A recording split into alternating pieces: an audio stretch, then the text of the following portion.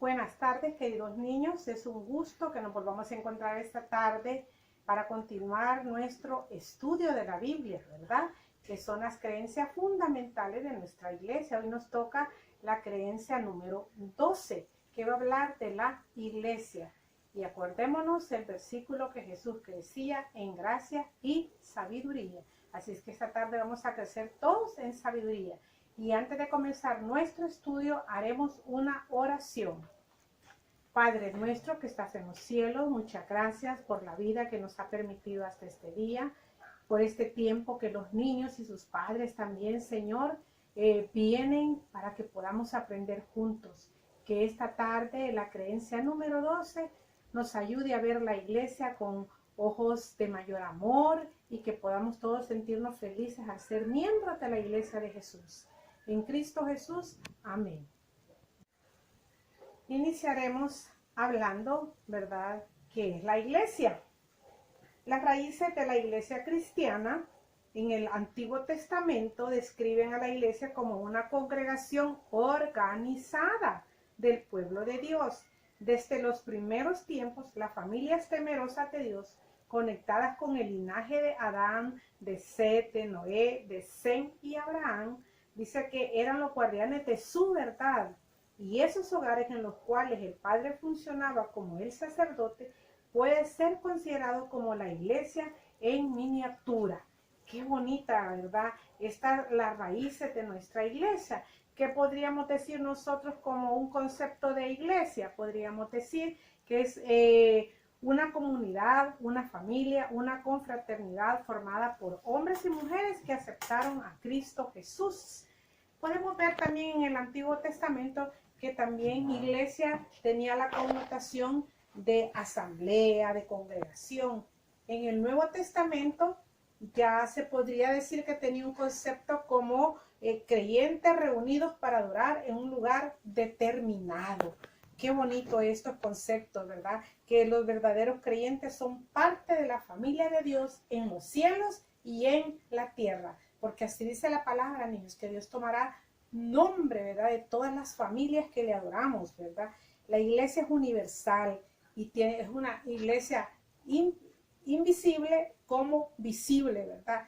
Esto quiere decir que en el contexto de la iglesia visible, que seríamos nosotros, ¿verdad?, y la invisible son muchos de los que han aceptado a Jesús, muchos de los que están en el mundo que han respondido al llamado de Cristo Jesús. Me encanta ver a mí ese concepto de la iglesia en las raíces primitivas, digamos, por decirlo así, porque desde ella el Señor hizo un llamado, queridos niños. Deuteronomio 6 es la clave también de esta parte, porque el Señor le dijo al pueblo y le dijo a los grandes, a los sacerdotes, a los padres de familia, que esta palabra la iban a repetir al acostarse, al levantarse, al andar por el camino. Le dijo que los pusieran también en sus puertas, ¿verdad? Que ahí también los pusieran, que lo atara a sus manos y que lo pusiera como frontales entre sus ojos. ¿Qué estaba diciendo el Señor? Que también la iglesia era ese centro de educación, ese centro de orientación de la palabra de Dios. Eso es precioso, saber que la iglesia también tiene ese fundamento. Por eso también quiero describirles otras valga la redundancia, las descripciones metafóricas que tiene la iglesia. ¿Cuáles son esas descripciones metafóricas? La primera de las que vamos a nombrar es, la Biblia nos habla que la iglesia es la iglesia como un cuerpo, siendo la cabeza Cristo Jesús. Y ustedes saben que un cuerpo tiene tantas funciones, nuestras manos, nuestros dedos, ¿verdad? Las amígdalas, el apéndice, el cabello, las cejas, todo tiene una función. Aún los pellos de la nariz, Dios los ha puesto con una función, ¿verdad? Que nosotros podamos ser protegidos de cualquier cuerpo extraño que llegue a nosotros por el viento. Y así es la iglesia. Ustedes, queridos niños, forman parte de la iglesia y son también esos miembros. Ustedes tienen una belleza para poder llevar a otros una invitación, ¿verdad? Y todos tenemos esa parte importante que Dios como cuerpo, somos manos, orejas, ojos del Señor, somos los pies del Señor cuando vamos a hacer una buena obra y nuestras manos. Así que la iglesia, según Efesios, ¿verdad?, somos todos un cuerpo y la cabeza Cristo, y todos tenemos un don, todos tenemos un don. Y si ese don nosotros lo ejercitamos, vamos a tener hasta 3 o 4 dones. Yo sé que uno de ustedes tienen 3 dones, yo los conozco y sé que tienen dones, queridos niños. Así es que sigámoslo poniendo al alcance de nuestro Señor. Otra de las metafóricas con las que se menciona la iglesia es que la iglesia también es como un templo, donde la piedra angular es Cristo Jesús y es también la piedra viva. Por lo tanto, la iglesia, ¿verdad?, no es solo el edificio, sino que somos cada uno de nosotros. Por eso yo traía esos dibujitos de la iglesia, porque la iglesia no es el edificio en sí, sino que somos todos los miembros de la iglesia, ¿verdad? Los que la constituimos, y la iglesia es dinámica, es viva, ¿verdad? La iglesia no está así estática como creemos iglesia, inmediatamente nos imaginamos un edificio, pero no. Esta creencia nos va a hacer que la iglesia eres tú y soy yo. La iglesia como la novia, ¿verdad? Jeremías también nos menciona que la iglesia como la novia. También tenemos otros textos que nos dicen que estamos preparándonos para recibir al esposo en las nubes de los cielos. Un matrimonio, cuando se va a hacer un casamiento, le ponen un vestido muy lindo a la novia, lo compra, es muy costoso, al igual que el novio le ponen un traje bien fino. Y también preparan un banquete. Así también la iglesia se está preparando hoy para recibir a Cristo Jesús en las nubes de los cielos. Y el Señor nos va a poner una vestidura blanca de justicia. Y también vamos a tener un banquete en la cena del Señor. Así que la iglesia también está, en la Biblia se dice también que es como una novia. La iglesia también como Jerusalén, la de arriba. ¿Por qué? Para hacer una diferencia con la Jerusalén terrenal, ¿verdad? En los libros de los Salmos dice que estaremos en Sión gozosos con Cristo Jesús. También tiene otra connotación metafórica la iglesia también como una familia, ¿verdad? Donde ahora somos llamados hijos de Dios. Y también dice que somos, San Pablo también hace mucha mención, ¿verdad? Que somos adoptados como hijos de Dios. El nuevo nacimiento también nos hace parte de esta familia.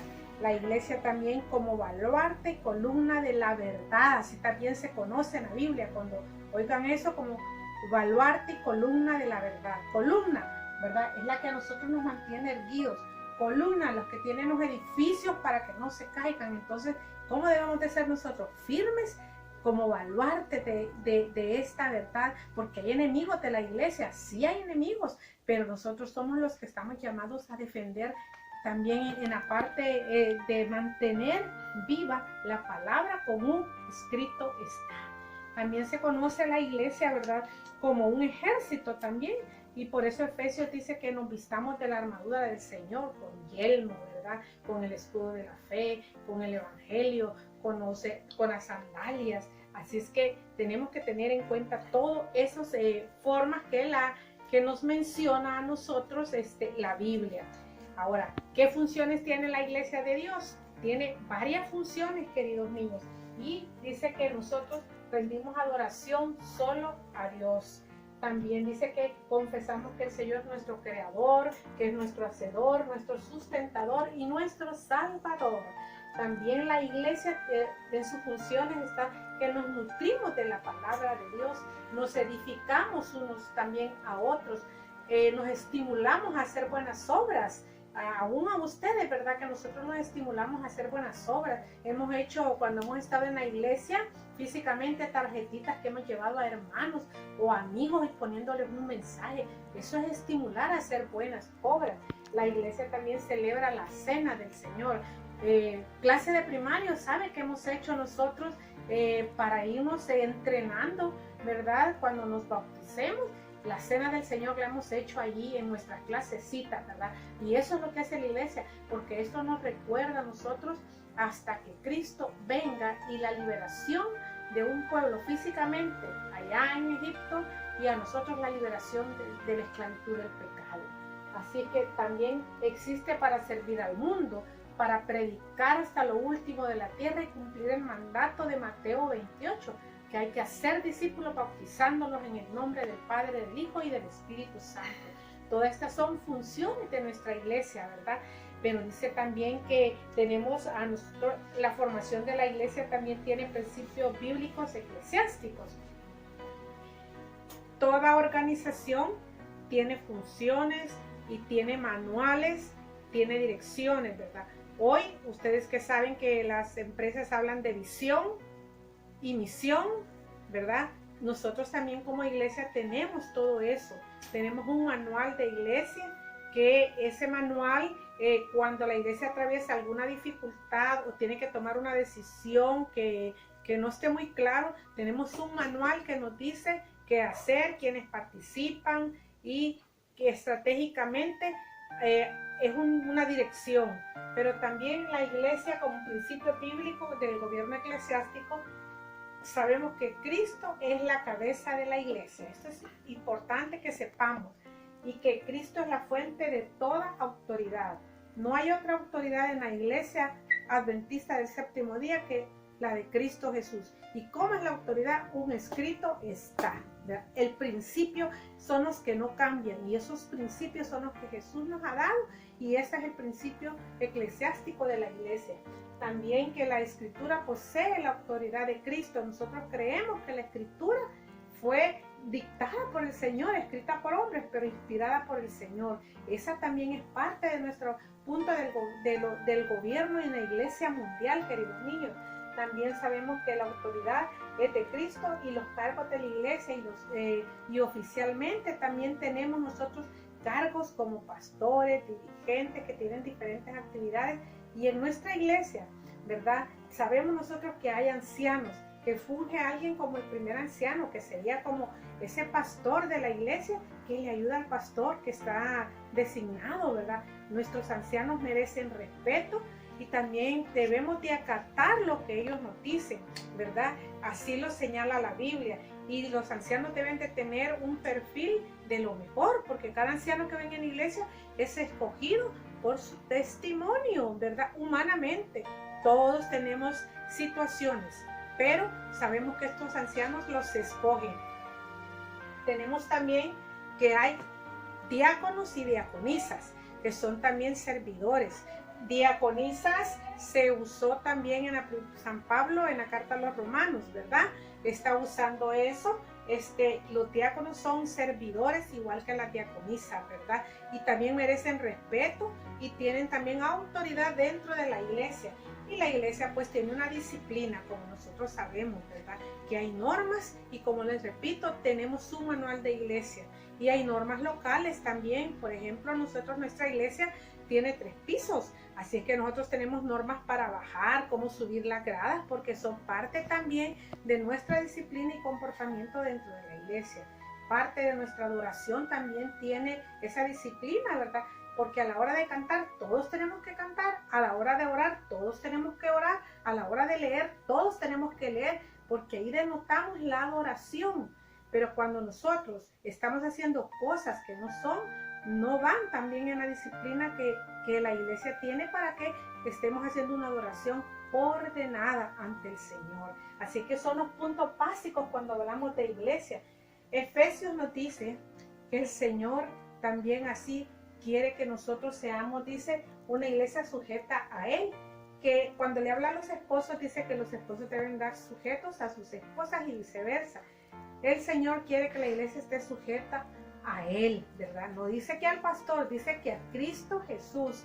Y dice que así como Cristo se entregó y amó a la iglesia, por ella para santificarla, ¿verdad? Cristo quiere santificar a su iglesia. Sí, queridos niños, lo quiere santificar porque somos santos, escogidos para el servicio de Él. Dice que como quiere, a fin de presentar el Señor, así como una iglesia gloriosa, una iglesia que no tenga mancha ni arruga, ¿verdad? Algo que esté bien lisito, algo que no lleve mancha ni arruga. Eso es el propósito de que Dios quiere lograr en su iglesia con su ayuda.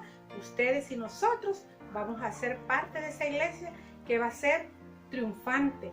Hoy la iglesia es una iglesia militante porque todos estamos en un proceso de formación, ¿verdad? De aprendizaje. Pero cuando Cristo venga, queridos niños, vamos a ser una iglesia triunfante. Qué bello ese momento. Iglesia triunfante, la iglesia sin mancha y sin arrugas.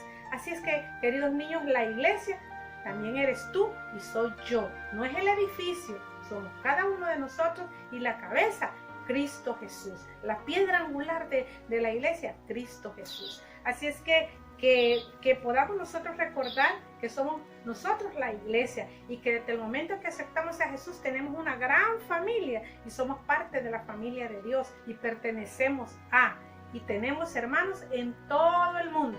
Es grato conocer hermanos en otros países. Los que han salido del país saben que es muy bonito encontrarse con amigos y hermanos en otra iglesia que uno nunca los ha visto, pero por el hecho de tener la misma fe, estar en el mismo día de adoración, que es nuestro lindo sábado, qué lindo se siente estar no nos sentimos extraños, nos sentimos en casa con los hermanos en cualquier parte del mundo, en la China, en Asia, Europa. Así que esos son todos los privilegios que tenemos al formar parte de esta iglesia. Y terminemos con un versículo muy bonito que está en Salmos, que dice: vean qué bueno y agradable es que los hermanos vivan unidos. Qué bonito, ¿verdad? Todos agradables, todos juntos, queridos niños, que el deseo del Señor es que su iglesia sea sin mancha y sin arruga. Así que seamos parte nosotros de este proceso y también de esa iglesia gloriosa que recibirá a Cristo Jesús. Muchas gracias.